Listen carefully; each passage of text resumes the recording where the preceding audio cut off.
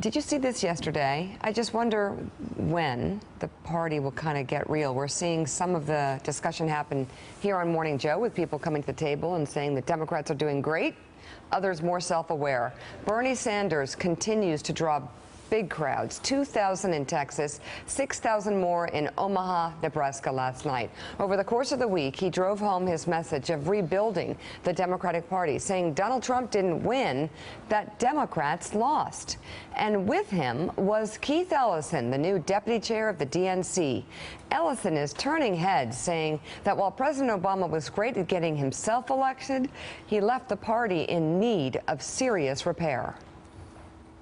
Look, I'm a great fan of the President Obama. I'm totally voted for many things that he supported. Dodd-Frank, Affordable Care Act, Lilly Ledbetter Fair Pay Act. I can keep going. Wonderful achievements. But Barack Obama could have been a better party leader. And I think that the fact that he wasn't has put his legacy in jeopardy. I mean, your legacy is not a building that he's going to construct in Chicago housing his presidential papers. His legacy is the work that he has done, which I believe is tremendous. But given that we did not, we lost a lot of state house seats, governorships, secretaries of states, his true legacy is in danger. And I think that he can't say that he wasn't part of those losses. I mean, who else? And then there's this about Bernie Sanders and Keith Ellison at that rally in Omaha.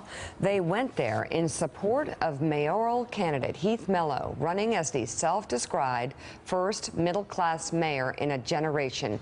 But Mello's record on abortion has some liberal groups abandoning him. At issue, a 2009 state Senate bill that he sponsored requiring women to be informed of their right to request an ultrasound before having an abortion. NARAL, a pro-choice group, called the DNC's backing of Mello, quote, politically stupid. Daily Kos withdrew its endorsement as well. And Joan Walsh of The Nation, who saw a lack of support from Sanders in Arkansas special election, tweeted, quote, bye-bye Bernie. Sorry, if you'd endorsed Ossoff with this same argument too, maybe it's okay. Dissing Ossoff and endorsing this, nah.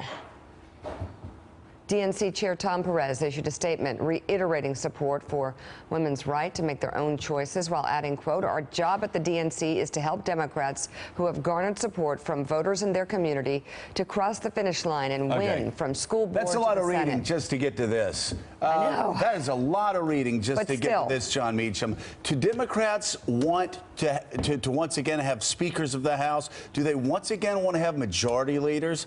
Or are they going to get a guy here? This is amazing. A guy that had a 100% rating with Planned Parenthood. This is the little mayor. Right. You don't have to call anybody that's less than 50 years old little.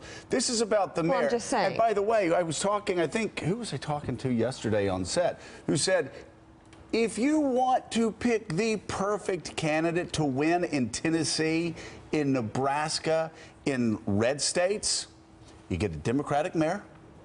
Who's liked in the business community and who is culturally aligned with the district where he's running. This guy may not even be culturally aligned. They're going back 8 years ago. He agreed to a bill that said a doctor could tell a woman she had a right to have an ultrasound. And for that, they're blowing up the party. Right. This is not these are not people that want to be in charge of the House and the Senate again. We've been asking this question over and over and over again to Democratic leaders. Okay, if somebody's from Tennessee and they're progressive on economic issues, but they're pro-life and pro-gun, can you support them? Oh, no, that, right, her, this was the problem the Republicans had. That's what I'd say to Republicans that wouldn't support a pro-choice candidate who was conservative fiscally, who wanted to run in New England. Do you want to win or not? And by acting like this, what they're actually doing is making sure that the next 4 judges that are appointed to the Supreme Court will be Neil Gorsuch. It is short-sighted and it is stupid, and the Democratic Party needs to wake up. What's the difference between, historically, the successful politicians who, as you say, reflect the culture of their constituencies and the drive that's really been going on for 30 years or more for ideological purity? And I've been on the road for 3 days talking to people, and one of the first questions always is, is there any hope for cooperation? Is there any hope for things actually getting done? And not if both sides, but in this case the Democrats, are going to enforce an autocratic agenda on their candidates. And you're exactly right about red state Democrats. When I was growing up in Tennessee in the 80s, we had 9 congressmen, 7 Democrats, 2 Republicans. Al Gore was the senator, Jim Sasser was the senator, there was a Democratic governor. Now it's entirely flipped.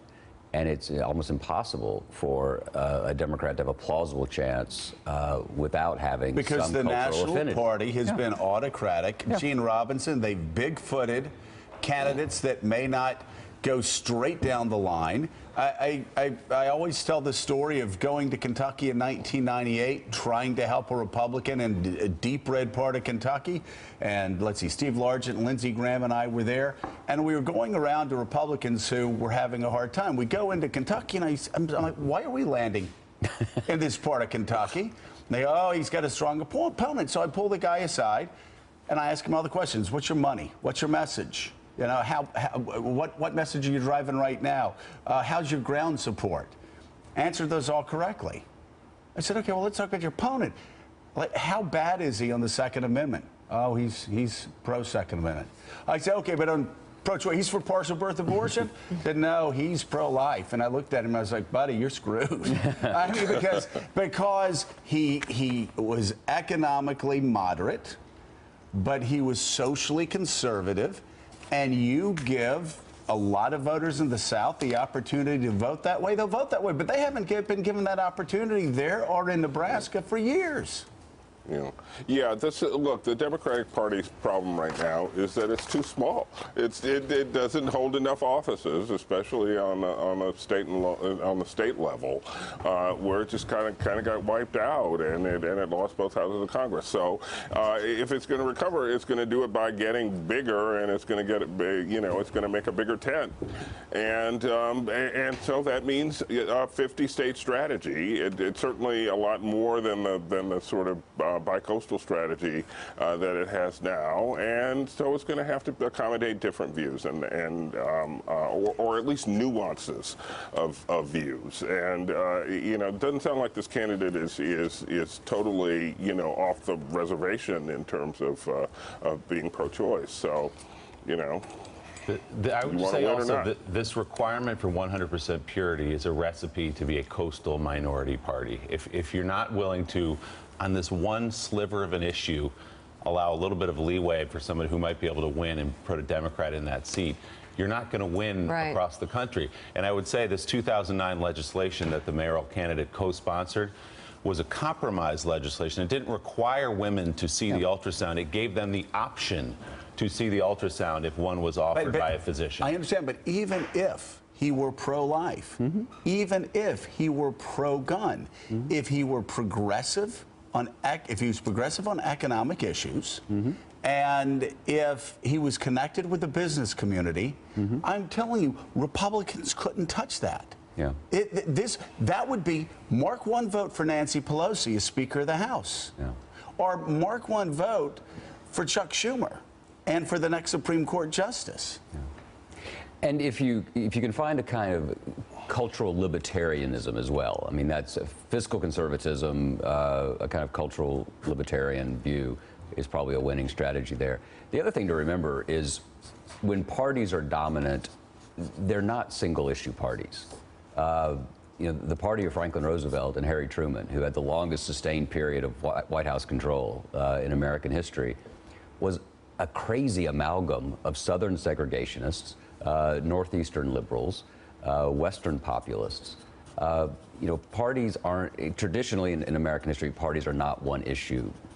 Well, in this case, people are booing the party. I mean, Bernie Sanders went on a stage and somebody on the stage said, hey, aren't you here to support the future of the Democratic Party? And the crowd booed. I mean, people are not, interested in that right now. They are interested in finding new things, crossing new lines, figuring out a new way of doing it. People are, frankly, over it. And I think what you talked about in the beginning with a lot of these groups that are focused on abortion, I mean, you are seeing a real splintering right now still. They have not healed this rift between the establishment of the Democratic Party and the people who are actually really excited.